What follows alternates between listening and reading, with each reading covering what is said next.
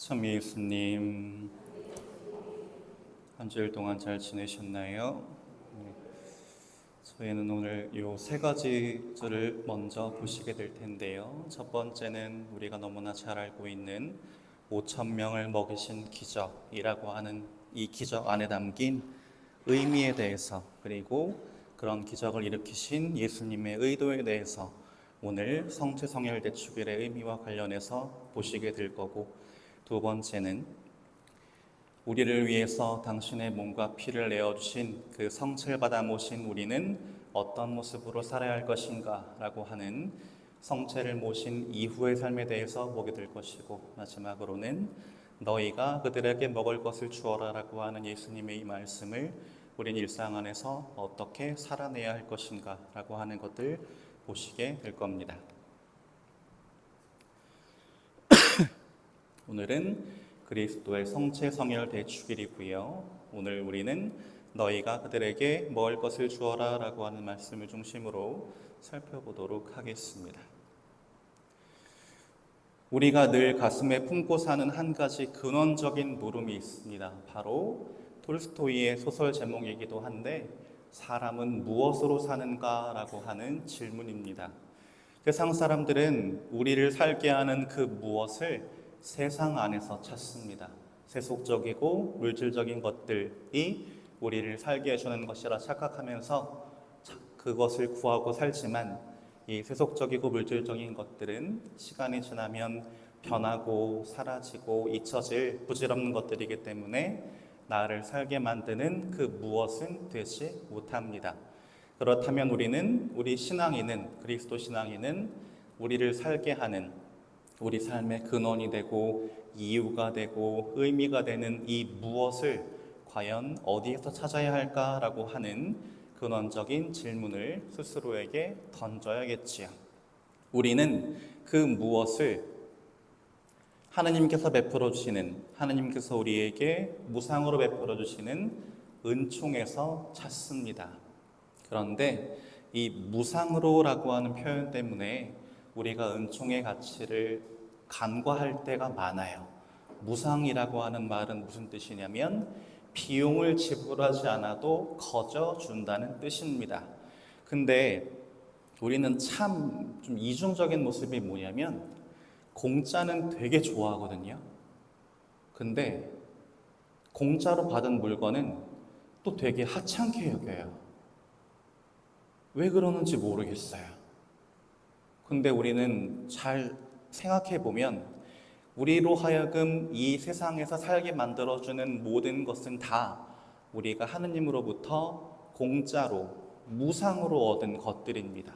제일 중요한 세 가지 뭘까요? 우리가 무상으로 누리고 사는 것들, 바로 이 세 가지를 말할 수 있을 겁니다. 첫 번째는 햇빛, 두 번째는 공기, 세 번째는 물. 근데 요즘은 이 물이 환경이 오염되다 보니까 조금은 이제 돈이 들어가는 일도 생기기도 하죠. 돈이 아니게, 하나님의 뜻은 아니지만 하나님께서 우리에게 베풀어 주시는 이 세 가지 선물, 바로 하나님께서 우리에게 베풀어 주셔야만, 그분께서 주셔야만 우리가 비로소 누릴 수 있는 소중한 선물들인데, 우리는 이것들을 함부로 다룰 것이 아니라, 그 중요성과 의미를 간과할 것이 아니라 이것들을 쓸 때마다 항상 감사하는 마음으로 소중하게 그 의미를 되새기며 잘 아껴서 써야 할 겁니다. 그래야 이 햇빛, 공기, 물이 우리 삶에 커다란 의미가 되고 힘이 될 것이기 때문입니다. 이런 말씀을 왜 드리느냐? 우리 그리스도인이 무엇으로 살아야 하는가, 무엇으로 살 것인가에 대한 이야기를 본격적으로 시작하기 위함인데, 오늘 제일 독서를 보면 이런 구절이 나와요. 살렘 임금 멜키ጼ덱이 빵과 포도주를 가지고 나왔다. 아브람은 그 모든 것의 10분의 1을 그에게 주었다 라고 나옵니다. 워낙 제일 독서 인용 부분이 짧아서 이게 무슨 내용인가 싶으실 텐데, 무슨 내용이냐면 멜키ጼ덱이라는 말은 자주 들어보셨죠? 오늘 화답송에도 나오지만 하느님의 거룩한 사제이자 당시 살렘이라고 하는 지역을 다스리는 임금이었던 멜키ጼ덱이 아브라함을 환대하는 장면이에요. 근데 그 아브라함이 뭘 하고 왔냐면 당시 이스라엘 민족들에게서 돌아서서 하느님 뜻을 거스르는 악한 일을 저지르던 엘람 임금을 주축으로 하는 하느님 적대 세력들을 상대로 한 전투에서 대승을 거두고 돌아오는 길이었어요, 아브라함이. 그래서 살렘 임금이 아브라함을 환대하면서 뭘 들고 나오냐면 지금으로 따지면 제대 위에 올라가 있는 제병이랑 포도주를 갖고 나온 거예요. 성소에서 하느님께 바칠 거룩한 제물, 사제가 아니면 절대 먹어서도 가져서도 안 되는 그 거룩한 봉헌물을 들고 나와서 아브라함한테 먹으라고 준 겁니다. 그렇게 한 이유가 있어요. 왜냐하면 아브라함은 사실 그 엘람 임금과의 전투에 참여했던 이유는 사적인 거였어요. 왜냐하면 자기 조카인 롯을 구하려고 참전했던 건데 어찌됐건 간에 아브라함이 참전해서 승리로 이끌었기 때문에 멜기체덱과 하느님의 뜻을 잘 따르는 사람들이 그로 인한 혜택을 누리게 됐고, 그거에 대한 감사의 마음으로 첫 번째로는 그거에 대한 감사의 마음이었고, 두 번째는 무슨 의미가 있느냐, 아브라함이 그 전투에 참여해서 자기들을 승리로 이끈 그 과정 자체가 하느님의 뜻을 따르는 그분의 뜻에 의한 일이었다라고 하는 걸 인정하는 일이었어요. 그런 두 가지 의미로 살렘 임금 멜기체덱은 아브라함에게 성전에 보관되어 있던 빵과 포도주를 내어줍니다. 그러자 아브라함은 그 빵과 포도주를 기쁘게 받아 먹으면서 무슨 일을 하느냐, 그 모든 것, 자신이 그 전투를 통해서 얻어왔던 모든 그 승전을 통해 얻어왔던 기물들의 10분의 1을 멜기체덱에게 줍니다. 성전에서 하느님을 섬기고 봉헌하는 일을 위해서 잘 써달라고. 이제 이것이 나중에는 이제 발전해서 무슨 전통이 되냐면 11조라는 게 되기도 하죠. 이게 왜 오늘 그리스도 황제 축일에 인용이 되었느냐? 두 가지를 예표하기 때문인데, 첫 번째는 살렘 임금이 아브라함에게 내어줬던 빵과 포도주는 무엇을 예표할까요? 오늘날 성찬의 전례에서 예수님의 몸과 피가 될 그 빵과 포도주, 다시 말해서 예수 그리스도의 몸과 피를 예표한다고 할 수 있고, 그렇다면 아브라함이 그것을 기쁘게 받아먹고 난 다음에 멜기체덱에게 바친 그 10분의 1, 11조는 무엇을 의미할까요? 우리가 예수 그리스도의 몸을 받아먹은 사람으로서 삶과 행동으로 그분께 돌려드려야 할 우리의 봉헌을 예표한다고 할 수 있습니다. 그래서 오늘 제1독서에서 아주 중요하게 이 부분이 인용이 되고 있는 겁니다. 제가 설명드린 그대로예요. 살렘의 임금이자 하느님의 거룩한 사제인 멜기체덱이 엘람 임금 연합군과 전투를 벌이고 전투를 승리로 이끌은 돌아온 아브라함을 맞이하는데, 사제가 아니면 먹어서도 안 되는 거룩한 봉헌물인 빵과 포도주를 아브라함에게 내어주었고, 아브라함에게 내어준 그것들을 통해서 아브라함이 그 전투에 참여하여 자기들을 승리로 이끈 것이 하느님의 뜻이었고, 그런 것에 대한 감사의 의미를 담은 것이었다. 그리고 말씀드렸던 것처럼 빵과 포도주는 예수 그리스도의 몸과 피를 예표한다. 한편 아브라함은 하느님의 거룩한 빵을 먹은 것에 대한 감사의 마음으로 기꺼이 자기가 가진 모든 것의 10분의 1을 멜기체덱에게 내어주는데, 그것은 우리가 예수 그리스도의 몸과 피를 받아 모신 사람으로서 실천해야 할 나눔과 봉헌이라고 하는 것의 의미를 예표하는 것이라고 할 수 있다. 그렇기에 우리가 주님의 몸과 피를 그분께서 우리에게 거저 베풀어 주신 소중한 양식을 받아 먹었다면 입 싹 닫고 남몰라라 할 것이 아니라 아브라함이 그랬던 것처럼 내가 받은 은총에 감사하는 마음으로 이웃에게 사랑과 자비를 실천해야 한다라고 하는 메시지가 오늘 제1독서 안에 들어있는 것입니다. 한편 오늘 제2독서에서 바오로 사도는 예수 그리스도께서 당신의 몸과 피를 우리에게 내어주신 그 사건이 어떤 목적으로 이루어졌는가라고 하는 것을 우리에게 알려주는데, 이 구절을 인용하면서 시작합니다. 이는 너희를 위한 내 몸이다. 너희는 나를 기억하여 이를 행하여라 라고 하는 구절을 인용하면서 우리에게 알려주고 있습니다. 우리가 첫 번째로 주목해야 할 구절은 바로 이 부분이에요. 너희를 위한, 예수님께서 당신의 몸과 피를 내어주신 것, 예수님께서 기꺼이 그 고통과 죽음을 받아들이신 그 이유는 아무 이유 없이 그냥 하신 것이 아니라 바로 우리를 위해서 하신 일이다 라는 뜻입니다. 그러면 구체적으로 우리의 무엇을 위해서냐? 우리가 당신에 대한 믿음으로 죄를 용서받고 하느님 나라로 가서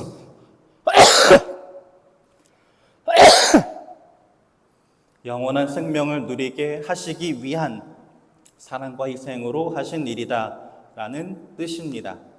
그렇기에 그런 예수님으로부터 그토록 큰 사랑을 받은 우리는 최선을 다해서 예수님께서 우리에게 남기신 그 마지막 메시지를 받들고 따라야 하겠지요. 그렇다면 예수님이 우리에게 남기신 유지, 그 마지막 메시지는 무엇이냐? 바로 이겁니다. 너희는 나를 기억하여 이를 행하여라 라고 하는 말씀이에요. 우리가 성찬의 전례 때마다 매번 반복해서 듣는 말씀이죠. 근데 저 말씀은 우리가 하는 이 성찬의 전례라고 하는 예식을 반복하라는 뜻이 아닙니다. 그런 거였다면 의미가 없었을 거예요. 그런 뜻이 아니라 무엇을 기억하고 무엇을 행하라는 것이냐면 예수님께서 우리를 위한 사랑으로 우리를 구원하시기 위해서 당신 자신을 온전히 내어주셨던 그분의 그 사랑과 희생을 기억하면서 나 역시 나의 행동과 삶으로 예수 그리스도의 사랑과 희생을 세상 사람들에게 드러내는 삶을 살라는 뜻입니다. 굉장히 어려운 주문이고 무거운 소명이라고 할 수 있겠지요. 그래야 우리는 비로소 우리를 위해 당신의 몸과 피를 내어주신 그 예수님의 몸을 받아 모신 밥값을 제대로 하게 되는 것이기 때문입니다. 그래서 주님께서 우리를 위해서 당신 자신을 내어주신 것처럼 나 또한 이웃과 형제 자매를 위해서 나의 시간, 나의 재물, 나의 능력을 나누겠다는 마음과 뜻을 되새기는 것이 바로 우리가 오늘 그리스도의 성체 성혈 대축일을 지내는 의미라고 할 수가 있겠습니다. 한편 구체적으로 이제 본격적으로 오늘 복음을 보시면 오늘 복음은 예수님께서 5,000명이 넘는 군중들을 배불리 먹이시는 이야기입니다. 그리고 우리는 늘 이 기적 이야기를 들으면 궁금해해요. 그 기적이 어떻게 가능했을까? 구체적으로 어떤 일이 일어났을까를 궁금해 하시는데 사실 그건 그렇게 중요한 일이 아니기 때문에 복음사가들도 다루고 있지 않을 겁니다. 그 원리나 과정의 문제가 아니라 예수님께서 그 기적을 왜 일으키셨는지, 그 기적이 일어날 수 있었던 원동력이 무엇인지를 우리가 헤아려야 하는데 그 기적이 일어날 수 있었던 것은 배고픈 군중, 당신을 따르는 배고픈 군중의 처지를 헤아리는 예수님의 자비로운 마음 플러스 예수님께서 당신이 가지고 계신 것을 당신 몫을 먼저 챙기지 않고 전부 군중들에게 떼어서 나누신 그 사랑의 행위, 그 두 가지를 통해서 가능했다라고 하는 것이 5,000명을 먹이신 기적이 일어날 수 있었던 원동력이자 의미라고 할 수가 있을 겁니다. 그렇기 때문에 예수님께서는 제자들에게 아주 중요한 권고의 말씀을 하셔요. 어떻게 보면 명령이기도 한데 너희가 그들에게 먹을 것을 주어라 라고 제자들에게 말씀하십니다. 그리고 그 말씀이 담긴 뜻을 제대로 이해하지 못한 제자들은 당황하죠. 아니 우리가 무슨 갑부도 아니고 빵이 어디 있어서 돈이 어디 있어서 저 많은 군중을 먹인단 말인가 라고 제자들은 생각했지만 예수님께서 제자들에게 저 말씀을 하신 이유는 무엇이냐? 제자들 역시 당신과 같은 마음으로, 같은 마음이란 배고픈 군중들을 가엾이 여기는 자비로운 마음, 그리고 그들을 위해서 자기 것을 아낌없이 내어줄 수 있는 그 사랑의 마음으로 그들을 대함으로써 예수님께서 일으키실 그 사랑의 기적에 동참할 기회를 주시는 것, 그것이 바로 예수님께서 제자들에게 너희가 그들에게 먹을 것을 주어라 라고 권고하신 이유일 겁니다. 하지만 제자들의 마음은 절했어요. 저 사람들이 굶든 말든 나랑 무슨 상관이야. 그래서 오늘 복음의 병행구에서는 실질적으로 저런 식으로 불만을 표출하는 제자들도 나옵니다. 무슨 상관입니까? 그리고 이게 무슨 소용입니까? 우리에게 저들을 먹일 능력이 어디 있습니까? 라고 차갑고 이기적인 마음을 보이는 제자들의 모습이 나오고 실제로 우리의 모습이기도 하죠. 나 하나 챙기기에 바빠. 지금은 여유가 없어. 그래서 못해 라고 하는 마음. 그러나 바로 이 마음 때문에 우리는 예수님께서 일으키시는 그 놀라운 기적에 참여하지 못하는 겁니다.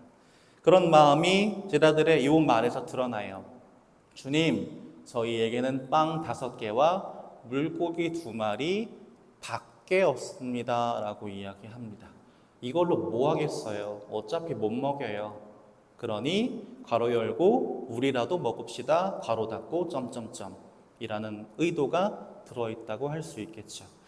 믿음이 아니라 논리와 이성으로 상황을 바라보고 자신을 바라보면서 인간이 갖고 있는 물리적인 한계 안에 스스로를 가둬버리는 태도가 바로 밖에 없습니다 라고 말하는 차갑고 이기적인 마음일 겁니다.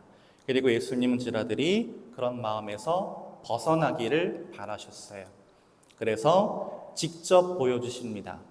빵 5개와 물고기 2마리를 손에 들고 하늘을 우러러 그것들을 축복하신 다음 축복하시는 모습을 보여주셔요. 그래서 제자들이 내놓은 그 얼마 안 되는 음식을 아주 귀한 양식으로 여기시면서 하느님께 먼저 봉헌의 기도를 바치시는 모습을 보여주십니다. 무슨 기도를 바쳤는지에 대한 내용은 나와 있지 않지만 아마 예수님은 이런 기도를 바치셨을 거예요. 하느님, 이것이 저희가 가진 전부입니다. 하지만 저는 저 사람들이 당신의 은총과 사랑을 느끼며 배불리 먹었으면 좋겠습니다. 여기 제가 가진 것을 아낌없이 다 내어드리니 부족한 것은 당신 능력으로 당신의 사랑으로 채워주십시오 라고 기도하셨을 겁니다. 그리고 하느님은 그 기도에 당연히 응답해 주시지요. 그래서 본격적으로 이제 기적이 일어나기 시작하는데 예수님께서는 굳이 제자들에게 그 일을 시키셔요. 그 빵을 떼어서 제자들에게 주시면서 너희가 직접 나누어 줘 라고 시키셨고 제자들은 직접 군중에게 나누어 줍니다. 그렇게 함으로써 예수님의 말씀이 실현돼요. 어떤 말씀이? 너희가 그들에게 먹을 것을 주어라 라고 하신 말씀이 실질적으로 구체적으로 실현되는 모습이 이루어집니다.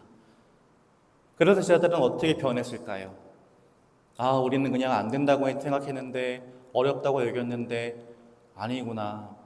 우리가 너무 인간적으로만 바라봤구나. 하느님께 의탁하고 그분의 사랑에 기대면 못할 일이 없는데 라고 하는 깨달음을 뒤늦게라도 얻게 되었죠. 그리고 기적의 결과 사람들이 모두 배불리 먹었습니다. 모두가 충만한 기쁨을 누렸어요. 그것으로도 모자라서 남은 조각을 모았더니 12광줄이나 되었다라고 오늘 복음은 기록하고 있습니다. 광줄이는 바구니보다 훨씬 더 큰 그 물건들을 담는 그릇이죠. 곡물을 껍데기로 직조해서 만든. 근데 그게 왜 하필 12일까요? 성경에서 숫자가 상징하는 의미가 있기 때문입니다. 신약 성경의 세계관 안에서 특히 유다인들의 사고방식 안에서 12은 그 자체로 완전함을 상징해요. 그래서 이스라엘 지파도 12이고 예수님의 제자도 12이었어요. 무엇을 의미하느냐? 예수님의 뜻을 따라서 사랑과 자비를 실천한 그 기쁨은 모두를 충만하게 채워줄 뿐만 아니라 우리에게 완전한 행복을 준다라는 의미가 12광주리만큼이나 남은 저 기적의 결과 안에 담겨 있는 것입니다. 그리고 우리는 이 기적을 통해서 한 가지 깨달음을 얻게 됩니다. 하느님께서는 우리의 이 보잘것없는 작은 봉헌을 당신의 사랑과 은총으로 채워서 충만하고 완전하게 만드신다라는 점입니다. 그것이 바로 우리가 매 미사 때마다 봉헌하는 성체성사의 핵심이에요. 그래서 제가 성찬을 전할 때 바치는 감사송을 잘 들어보시면 교환의 신비라는 말이 나올 때가 있어요. 바로 그게 그거예요. 우리가 하느님께 내어드리는 저 제병과 포도주, 정말 보잘것없는 것이지만 이것이 하느님의 사랑과 은총으로 채워져서 우리가 나눌 때는 완전한 사랑과 참된 행복을 우리에게 준다라는 뜻입니다. 그것이 우리가 성체를 통해서 얻게 되는 힘이자 은총이겠지요. 그래서 하느님께서는 우리에게 그렇다면 왜 그런 은총을, 그 놀라운 영혼의 양식을, 충만한 사랑을 채워주시느냐? 우리가 저렇게 되기를 바라시기 때문이에요. 마중물이 되기를, 우리가 더 큰 하느님의 사랑, 더 놀라운 하느님 사랑의 신비를 이 세상에 가져오는 마중물 역할을 하기를 바라시기 때문입니다. 마중물이 뭔지 아시죠? 요즘은 안 쓰지만 옛날 시골에서 수동식 펌프 쓸 때 그냥 백날 눌러봐야 물 안 나오는데 뭐 어떻게 해야 나와요? 물 크게 한 바가지 떠서 먼저 부어야 물이 나중에 콸콸콸 나옵니다. 이거 아깝다고 안 부으면 죽을 때까지 안 나와요. 그래서 우리가 세상에 하느님의 사랑과 자비를 넘쳐 흐르게 만드는 그 마중물의 역할을 하라고 예수님께서는 우리에게 당신의 몸과 피를 내어주시는 것이고, 우리는 기꺼이 그 소명을 받아들이고 따르겠다고 오늘 성체성혈 대축일을 지내는 것입니다. 그래서 오늘 성체성혈 대축일을 지내면서 내가 주님의 몸과 피를 받아 모신 사람으로서 그런 사람답게 내 주변 사람들에게 하느님의 사랑과 자비를 드러내는 삶을 살고 있는가? 혹시 나는 하느님의 사랑과 은총을 낼름 받아먹기만 하고 밥값은 하지 않는 먹튀의 삶을 살고 있지는 않은가? 라고 하는 부분들을 한번 잘 돌아보시면 좋겠어요. 그래서 더 이상 내가 먹튀하는 삶이 아니라 제대로 밥값하는 삶을 살도록, 그래서 그 밥값을 통해서 나중에 하느님 나라에서 참된 행복을 누리는 하느님의 참된 자녀로 변화되도록 하루하루 노력해가는 우리가 되면 좋겠습니다.